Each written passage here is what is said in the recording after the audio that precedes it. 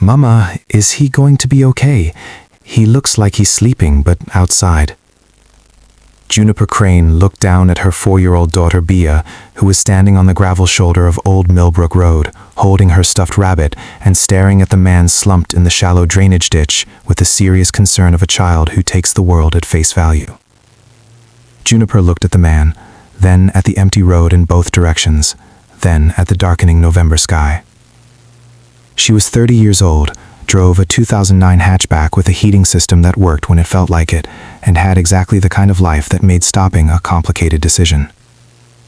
She was 3 weeks from an eviction notice she didn't know how to answer, working double shifts at a medical records office, and raising Bea alone with the particular exhaustion of someone who never fully rests, because fully resting feels like a luxury that belongs to someone else's life.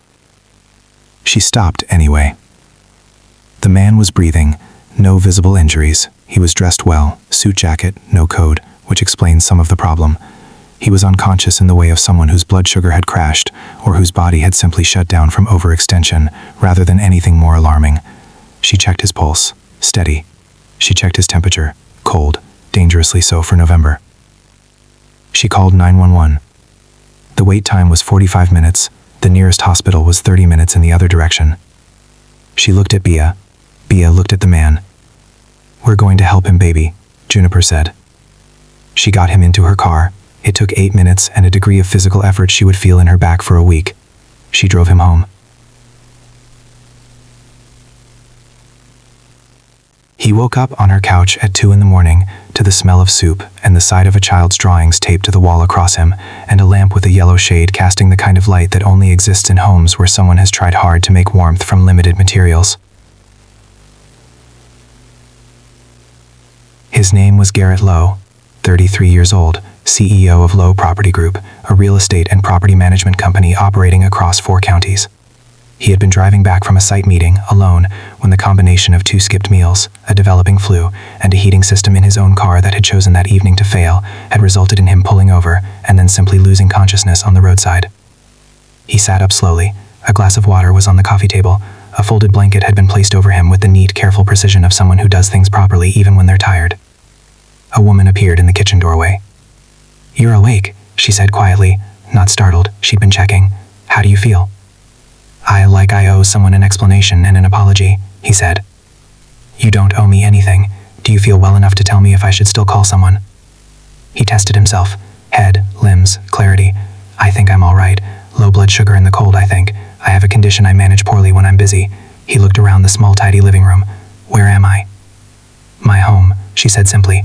"Juniper Crane. The ambulance wait was 45 minutes and you were cold." He looked at her for a moment. "You brought a stranger into your home." "You needed somewhere warm," she said it the way she said most things, plainly, without seeking credit. "There's soup if you can eat." He ate. They sat at her small kitchen table and talked quietly so not to wake Bea, and something about the lateness of the hour and the plainness of the kitchen made the conversation more honest than conversations usually are. He learned she was a single mother, 3 weeks from an eviction she couldn't prevent. She learned he worked in property management, which he said without elaboration, and she received without connection. In the morning, Bea came into the kitchen, looked at Garrett with the direct assessment of a 4-year-old and said, "You were sleeping outside. That's not a good idea." "You're absolutely right," he said seriously. "I won't do it again."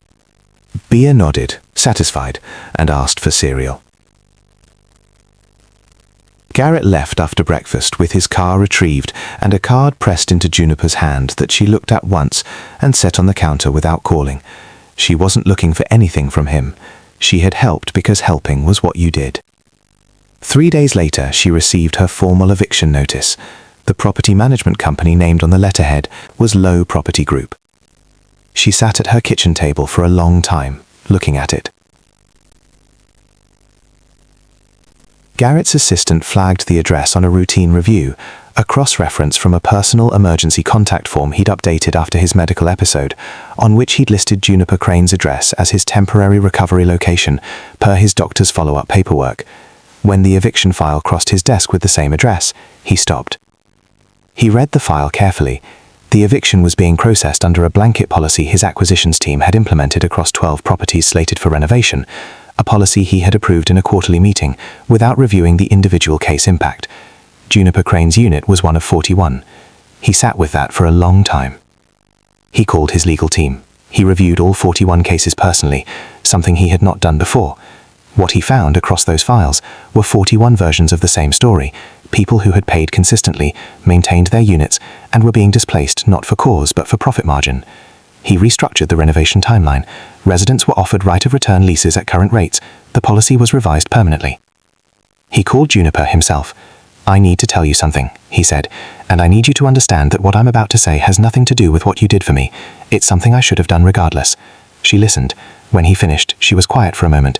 Then softly, "Garrett, you didn't have to call me personally." "Yes, I did," he said. "You pulled a stranger out of a ditch and made him soup and let him sleep on your couch. The least I could do was look you in the eye, even over the phone, and tell you the truth." A long pause. "Thank you," she said quietly, "for the call and for fixing it for the others too. That's the part I should have done a long time ago," he said. "I'm working on being the kind of person who sees 41 files instead of a quarterly projection."